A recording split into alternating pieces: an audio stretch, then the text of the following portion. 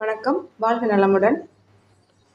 இன்னைக்கு நம்ம வெயில் காலத்தில் ஒரு அருமையான துவையல், பச்சை காய்கறிகளும் கருவேப்பிலை கருவேப்பிலை கொத்தமல்லி இலை, இஞ்சி விலகன வேண்டாம், சிறிய துண்டு புளி, புதினா, கொஞ்சம் பொடி உள்ளி, காட்டு நெல்லிக்காய், மாங்காய், உப்பு, மிளகாய் தேவைக்கு ஏற்ப, இஞ்சி குறைச்சிக்கணும், மிளகாயும் கொஞ்சம் குறைச்சி போட்டுட்டு இதை எல்லாத்தையும் ஒன்றா போட்டு மிக்சியில் போட்டு நல்லா ஜாரில் அரைச்சி வச்சுக்கோங்க.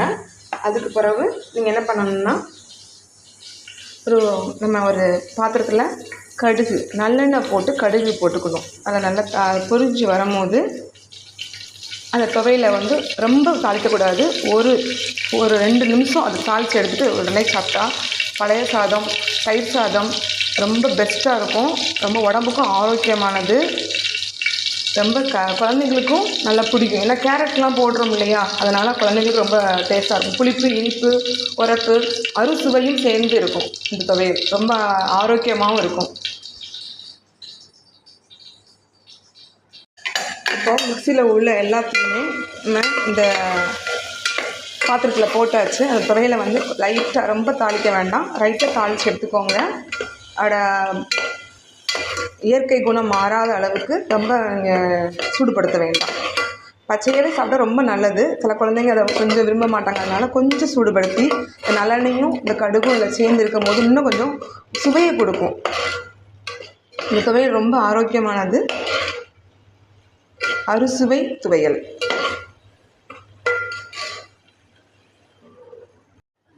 அறுசுவை துவையல் ரெடி. இயற்கையான அறுசுவையும் உள்ள துவையல். இனிப்பு, புளிப்பு, உப்பு, துவர்ப்பு, கசப்புக்கு மட்டும் நம்ம ஒன்றும் போடலை. பட் அதுவும் இருந்தால் இன்னும் நல்லாயிருக்கும். கசப்பாக நான் மேக்ஸிமம் சுண்டு வத்தல் பச்சையாக சேர்க்கலாம். அது எனக்கு கிடைக்கல. அது இருந்தாலும் 2 சேர்த்துக்கலாம் நீங்கள். ரொம்ப அருமையாக இருக்கும். இயற்கை அறுசுவை துவையல் இந்த வெயில் காலத்துக்கு அருமையானது. பழைய சாதத்தோட தயிர் ஊற்றியும் சாப்பிட்லாம், இல்லை வெறுமனை பழைய சாதத்தை வச்சு சாப்பிடலாம். இல்லைன்னா தயிர் சாதமும் ரொம்ப அருமையாக இருக்கும். வாழ்க நலமுடன் யாவரும்.